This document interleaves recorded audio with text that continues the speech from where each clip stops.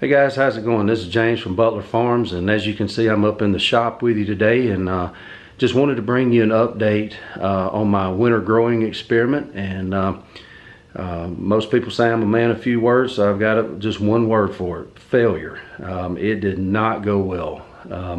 Part of that's my fault, as I'll explain in just a second, and part of it was the weather. As you know, this is an unheated shop, and we had a cold snap a couple of weeks ago that for that time of year is kind of rare, and it stayed cold. And even being on the heating pads and running and plugging up a space heater in here, I could not keep it warm enough in here.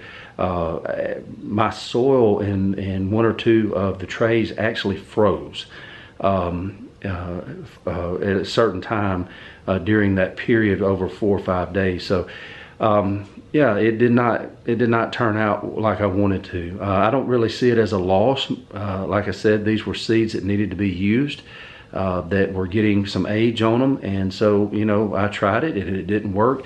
As you can see over here, on my grow stand, my lights are off, the heating pads are off, and there is nothing in there. Because that's just, you know, they just did not work. Now these two on the bottom are the bunching onions, and you can see a little bit of green left in there. I did try to save those after the cold snap. I babied them as much as I could, and it just did not work. It did not turn out for me. So also, you know that I've done videos in the past about my raised beds out there, and the cold finally did them in as well, and that is on me. I usually am pretty good about watching the weather and paying attention, and we've had cold snaps like that before, and I got them covered sufficiently, and this time of year we would still be cutting lettuce. This one I didn't pay as close attention to. I didn't do what I needed to do, and it ruined them. It burned everything in it. And so now I'm hopefully this weekend gonna pull all that stuff that's left in that one side out, and just let it lay until spring, when I put something else in those raised beds. But you also saw the dilemma I had with the other side now, and I still haven't figured that out. The other side was a complete and total failure. I used the same seed, it's the same soil, it's the same homemade compost. I know that the compost in the soil that I'm using doesn't have chemicals in it. I don't buy it from the store. I buy it here, and I added fresh compost in there. One side grew, one side didn't. I don't have the first clue what happened. So as I said in another video, that bed, I'm probably going to dig both of them completely out this year and start over with new soil. Because if one side did it this year, I'm afraid that the other side, I know the one side's got to go, but the other side may do the same thing next year. So I'm going to start over fresh with some of my fresh compost, some of my fresh soil, and go from there. I also it was not a good year for my kale in buckets, and I have grown a lot of kale over the last several winters in buckets, and I kept them covered up, and we would still be cutting kale at this point, because they just grew and grew, and as long as we kept them trimmed up and used what we were trimming off of them, they would keep coming back. I couldn't even do that this year. My kale got up about 3 to 4 inches tall, and it went no further, and I'm afraid that some of the same soil that I had in that one side of my raised beds that didn't work were in those buckets as well. So those will be completely dumped out. They will be cleaned. Those buckets will be sanitized, and next fall we'll try it all over again. But that's kind of what I wanted to talk to you about just for a moment. You know, I used the word fail when I was talking about my little experiment here, and it was a fail for sure out in the raised beds, because that's something that I've had success with for many years in the fall and winter, to be able to keep some fresh greens around here.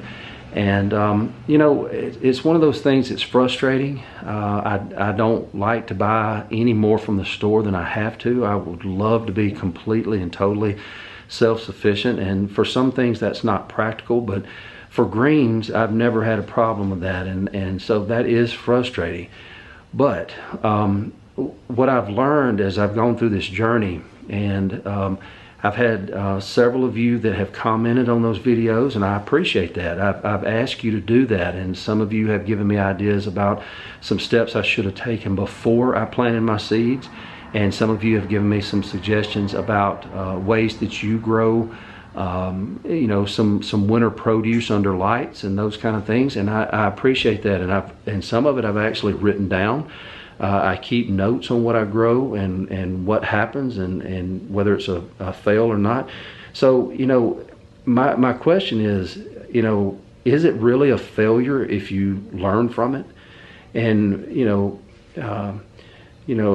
a lot of you have asked what it is that I do for a living outside the homestead. And I am a sixth grade teacher. Full-time. I'm also a registered nurse, and occasionally we'll still do that, but I've been teaching now for about 25 years, and one thing that I tell my students all the time, most of that time I've taught math, and some of them get very frustrated with some of the things that we're doing in math, and it's like I tell them, if you're scared to even try it, if you're scared to even miss a problem, then you're never going to get better at it. And so, it's no different here. I am a lifelong learner. I love to learn new things, and I love to try to figure out when something doesn't go exactly like I want it to. I love to try to figure out why and try to fix it for next year. And gardening and homesteading and food production and all those kind of things are my passion. Those are what that's my hobby. That's what I love to do, and hopefully we'll get better and better at it. And it provides a lot of food for my family. It provides a lot of enjoyment for me. It gets me outside. I like to work outside and those kind of things. So I don't really see failure as failure so much unless I fail and quit, and that's just not going to happen. So if you try something new, reach out to people that know a little bit more about it. And like I said, I appreciate the comments that I've gotten from different people about my growing experiment, and I've even gotten some ideas from people about what could be going on with that soil and that one raised bed. And so I will take that into account, and I will, I will use that information and use it to try to better it next year and better myself and become a better gardener and, a better homesteader. And as I've said before in other videos, guys, first of all, you've got to try it. You've got to be willing to fail. You've got to be willing to learn, but you've also got to be willing to take advice. And there's a lot of older gentlemen that I go to church with that are mentors of mine, not only in gardening and things like that, but just in life and in the way that they lead their life and the things that they live and believe. And they mean a lot to me, and so their advice means a lot to me. And some of them are they may not have a title or a sheet of paper that says so, but in my book, they are master gardeners, and I can go to them and say, hey, this is what's going on. And, they can say, yeah, I've been there and I've done that, and they can give me some advice.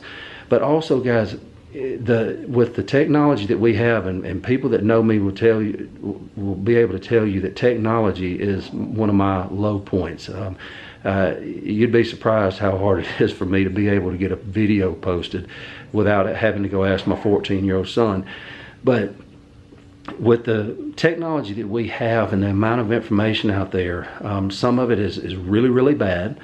And as I've told you in other videos, there's a lot of homesteaders, there's a lot of gardeners and people like that I used to follow. I used to watch everything they did, and they become so commercialized. They have it's just sponsors, and it became so irrelevant to me because I don't have the equipment, and I don't have the supplies, and I don't have the endless amount of things that they do because of their sponsors. And there's nothing wrong with that.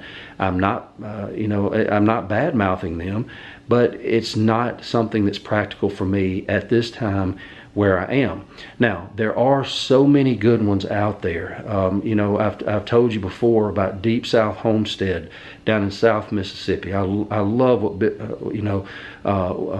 what they're doing down there. They take a simple approach to things, and if you listen to Danny and Wanda, they know what they're doing. They can tell you how to grow, what not to do, things like that. So Deep South Homestead, Billy up at Permapastures Farms, love his stuff. He he makes you think in a different way that you haven't thought before. It's not just about planting stuff in a row in a garden all the time. There's so much more that you can get out of your land.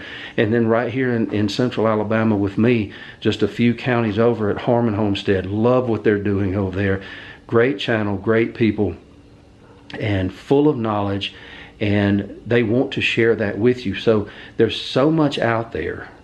Ask the people around you that have gardened in the past. And some of these older gentlemen that I mentioned earlier, they're no longer able to physically garden. Their garden spots are nothing but yard now, that somebody else has to come in and mow for them. And for somebody my age that is passionate about what I'm doing, to go to them makes their day. They want to talk about it. They like to talk about it, and it brings back good memories for them. And so it's a win-win for both of us. I get their knowledge that, for the most part, did not come out of a book. It did not, back when they were doing it, definitely didn't come online. And it's from sweat, it's from trying, it's from doing things the old-fashioned way, and they love to share that with me. And so, those people are out there. Find people on the internet that are doing similar things to what you're doing. Be careful. Take it with a grain of salt. But the three that I've mentioned, and I know I'm forgetting some that I watch on a regular basis when I have time, but those three I watch all the time, and I love everything that they do. And so the information's out there. So failure does not mean that it's a failure if you learn from it. So I'm going to leave it at that and get out of here and start planning what I'm going to do next. Spring's coming. I can't wait. I'm going to get seeds started here in the next week or two under those same grow lights over there. So I got to get that stuff out of there and make way for it. So until next time, guys, thank you for sharing and subscribing and liking this channel. And I appreciate each and every one of you. Share it with your friends, and if you haven't subscribed, go ahead and subscribe. It's real easy to do, and it helps us out, and it gets our message out to other people. So until next time, this is James from Butler Farms, and we'll see you.